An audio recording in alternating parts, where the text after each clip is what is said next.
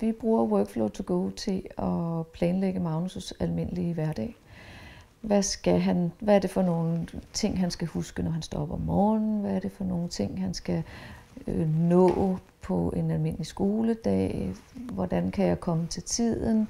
Husk at tage sin medicin. Hvad er det, jeg plejer at spise til morgenmad? Hvis det er onsdag, hvad er der særlige aftaler lige præcis om onsdagen, som han skal være opmærksom på? Så det bliver brugt til alle mulige dagligdags ting, som vi andre går og husker, og som vi ikke nødvendigvis skriver ned, men som han har brug for at få skrevet ned og få struktureret, så han ikke glemmer det. Og det er en måde at gøre ham selvstændig på.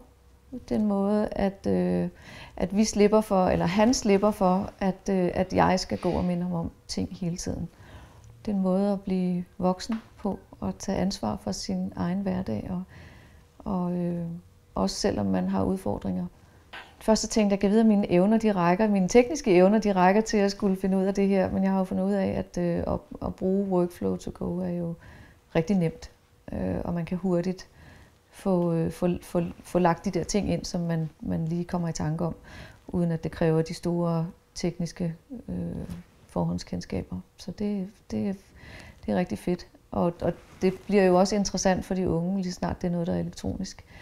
Så har Magnus jo vist interesse for det på en anden måde, end når vi skal sidde og klippe klistre med vores skemaer og den slags. Med mange års erfaring inden for det her, så tænker man ikke lige wow først, fordi at man godt ved, at det tager lang tid at skulle implementere de her ting.